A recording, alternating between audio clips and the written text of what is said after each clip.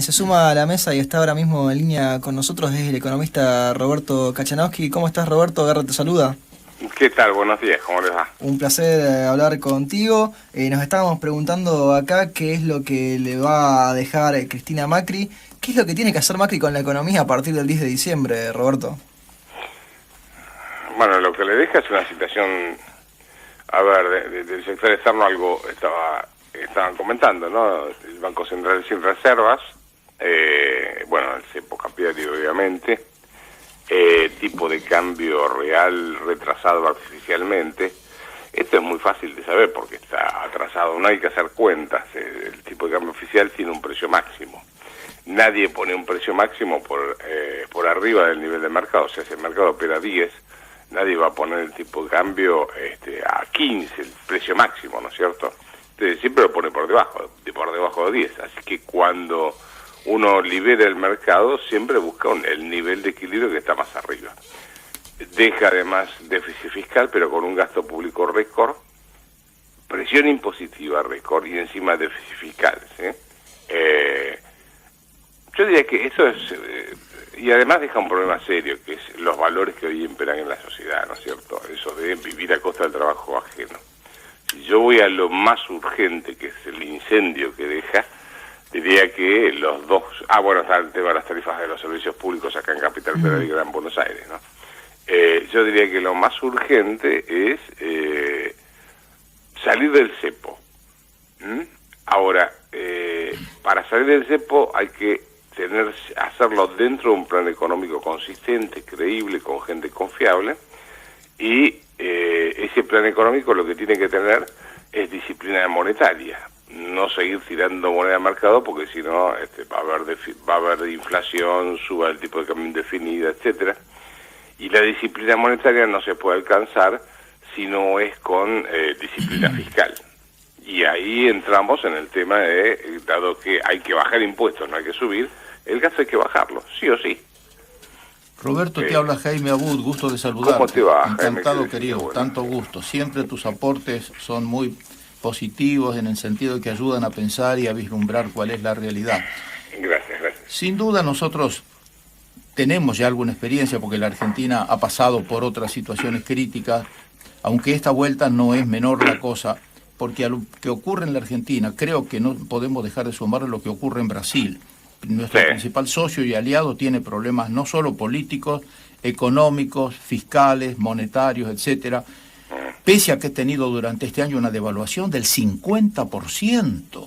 Y sin embargo ya ves cómo está Brasil, Creo que la Argentina, a todas luces, necesita estimular sus exportaciones para tener ingresos genuinos. Para eso tenemos que recordar que el tema de las retenciones no es un dato menor. Las retenciones al trigo y al maíz son una cosa, pero las retenciones a la soja... Recordar, Roberto, seguramente vos lo tenés muy presente, que cuando se puso la retención del 35% a la soja en Chicago cotizaba entre 550 y 600 dólares. En este momento se mantiene el 35% y Chicago cotiza 330 y tantos dólares, estamos poco más de la mitad. Cuando nosotros estamos viendo incluso que por la relación costo-precio, incluso no solamente los costos de producir y comercializar, sino especialmente los costos logísticos de transportar, almacenar, llegar a puerto, etcétera, los que están más lejos, más distanciados de los puertos de embarque o de las plantas de procesamiento, no soportan los costos logísticos. Y esa es una realidad, con lo cual hay un proceso de concentración geoeconómica con la mayor proximidad a puertos de embarque y a plantas de procesamiento. Los que están lejos ya quedan fuera de mercado. Totalmente de acuerdo. A ver, lo que hay que hacer ahí es... reconozcamos que aún... este gobierno tuvo tanta suerte que aún con la baja del precio de la soja está a valores constantes más alta, casi un 50% más arriba que lo que le tocó a De la Rúa, por ejemplo.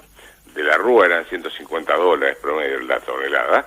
Si lo traes a valores constantes, usando algún índice de precios de Estados Unidos, te va a dar que está ahora, a valores de hoy serían 200 y pico de dólares. O sea que estás 150 dólares arriba todavía, y aún así no les alcanza. Yo creo que, a ver, si vos eliminás, por empezar todos los ROE, ¿no? Que eso influye en el precio del trigo. Ojo, no es solamente la retención, sobre todo. Eliminas los ROE. Y al mismo tiempo, eliminas todas las retenciones a todos los granos y dejas solo para la soja, pero empezás a bajar, le bajas entre 5 y 10 puntos. Ahí vas a tener un motor muy rápido. ¿Perder recaudación con eso? No, porque en realidad no estás exportando trigo, por lo tanto, ¿cuánto es trigo? 20%, 25% creo que tiene derecho de exportación. 25% sobre cero, que se exporta cero. Así que no recaudas nada, de maíz lo mismo, girasol, bueno, etcétera. Así que por ese lado tenés el beneficio de una explosión de inversiones para salir del monocultivo, que es el sector agrario que tiene que ver con la soja.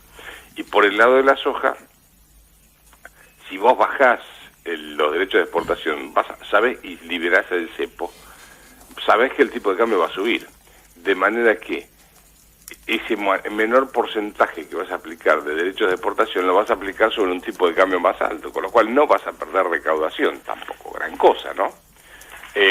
Pero vas a movilizar mucho más la economía. Entonces, yo creo que la única, y ni hablar de lo que son las economías regionales, me refiero a la naranja, me refiero a la manzana, el vino, etcétera, ¿no? Vos sabés, Roberto, perdóname, vos sabés que sí. incluso, y eso está muy reflejado en nuestra zona principalmente, que es una zona agroindustrial y exportadora relevante, Claro. Sí. hay una cantidad importante de soja que no se ha vendido todavía, muy importante. Sí, pero ojo, está en parte en silo bolsas, pero también hay mucha soja en manos de los exportadores que están esperando un tipo de cambio más alto. Por eso, ahí Sí. están esperando la devaluación o la suba de la soja. Como no se produce la suba de la soja, están esperando fundamentalmente la devaluación. Y claro, exactamente. Es más, hoy todavía estás en el proceso de siembra de soja, ¿no es cierto? Claro. Cuando tiene que financiarse el productor, si tiene capital de trabajo que es acumulado en los silobolsas, granos, tiene que ver si le conviene vender, qué le conviene vender, si le conviene vender soja, trigo, algunos tienen maíz, algunos no tienen nada de eso, vendieron todo, ¿no? Correcto. Pero yo te diría que en líneas generales, en la zona donde vos estás, vos me decías, ¿cuál era tu punto? Discúlpame. No, el punto que yo me refería era ese, Sí. que precisamente, dada la relación de los costos internos de producir, comercializar, transportar, etcétera, y los precios Sí. internacionales, computando cuáles son las retenciones que se practican, evidentemente hay un desaliento y un perjuicio está bien, para sí, los que sí. están lejos, porque los que No, están más yo me fui. próximos se defienden un poco más, los que están lejos no se pueden defender. Me había quedado colgado que alguien que me había consultado hacer, un cliente que tengo de productor, ¿no es cierto?, que le convenía vender, porque muchos en realidad no saben con qué le conviene vender en este momento, ¿no? Cuál tiene el mayor recorrido de suba de todos los granos. Pero acá el problema es que, como bien vos decís, los costos de producir, sobre todo el de logística, el del transporte, subió en dólares fenomenalmente. Eso te hace recortar la rentabilidad fenomenalmente. Así Y es. ojo que en esa zona todavía están cerca del puerto. Roberto, Si te vas más lejos, te está frito. Roberto, Leandro Fisanotti te saluda y tal? quería volver un minuto nomás sobre el tema de la herencia. Muy buena la nota que firmaste junto a otros economistas esta semana por parte de Fundación Libertad y Progreso. Creo que es muy esclarecedora. Y en lo que... En realidad eso es una primera parte, ¿no? Son varios documentos. Es un documento completo. Sí, y creo que aporta mucho al conocimiento general. Y uno de los temas que creo que más preocupan y es más difícil traer a blanco sobre negro es en este contexto en el cual esperamos una devaluación y una salida del cepo, cómo se va a financiar el Banco Central para poder hacerle frente a este proceso. Una parte es lo que mencionábamos recién, la vía comercial para obtener divisas por parte de las inversiones que provengan de la reactivación de estas economías regionales, del cultivo de maíz, trigo, de volver a exportar. Pero la gran duda que queda es con qué reservas inicia la nueva gestión del Banco Central y, más importante que eso, ¿cuánto crees que necesitamos para poder salir exitosamente del cepo? No, a ver, para salir del cepo no necesitas nada. Vas a una libre flotación. Decís, bueno, a partir de mañana, aquel que necesite dólares, que vaya a que mercado y los compre, ¿sí? Y aquel que quiera ofrecer dólares tiene la libertad de venderlo al precio que quiere. Y ahí el mercado te va a fijar un precio que va a ser más alto que el tipo de cambio oficial, pero no sabemos cuánto más alto, depende del contexto político y económico en el cual hagas ese anuncio. No podés, Batakis, la que era candidata a ocupar el sillón de ministro de Economía con Scioli, se va a salir con una ¿cómo se llama? Una flotación administrada. Sí. Para administrar tenés que tener que administrar, no tenés reservas en el Banco Central, ¿ok? No hay.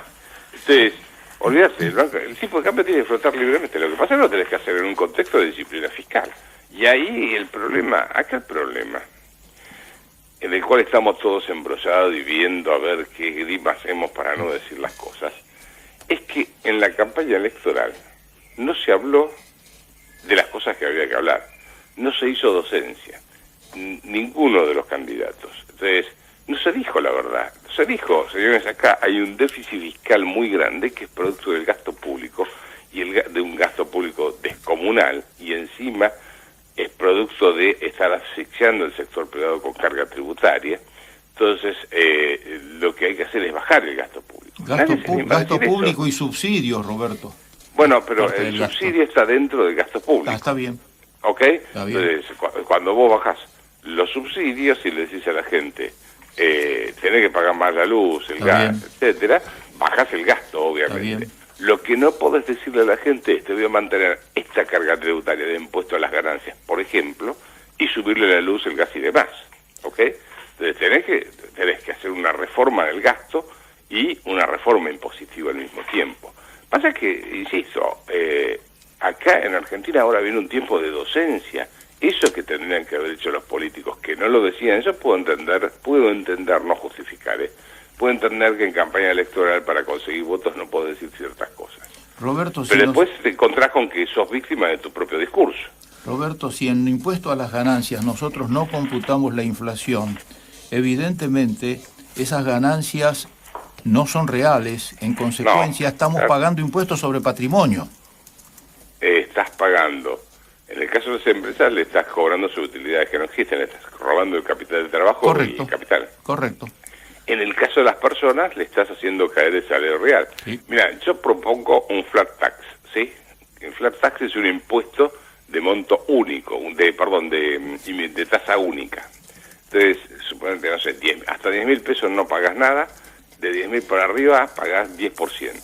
El que gana 20.000 paga el 10% sobre los 10.000 de exceso, y el que gana 100.000 paga el 10% sobre los 90.000 que exceden los 10.000. ¿Sí? Entonces me dicen, bueno, ¿en qué parte del mundo se aplica eso? Se aplica en un montón de lados, ¿sí? Más de 20 países con distintas tasas. Pero en Argentina, si vos mirás el impuesto a las ganancias, tiene tal distorsión que es casi un flat tax, porque todos entran en el 35%. Cualquiera, hasta 120.000 pesos anuales no pagás, ¿sí? Y enseguida entras en las escalas más altas. 120.000 pesos anuales son 10.000 pesos mensuales. Para la familia no es nada. Roberto, te agradecemos mucho este contacto. Seguiríamos hablando por horas, pero nos corre el informativo de la radio. El 10 de diciembre asume Macri. ¿Vos sos de Boca? ¿Pensás que Macri va a estar recibiendo a River a fin de mes o no? ¿A River? Sí. ¿Quién es River? ¿Por qué? ¿Por qué River? Te mandamos un abrazo muy grande y te agradecemos este contacto. Acá vamos a hablar con Roberto Kachanovsky acá en A Fondo por el ET8.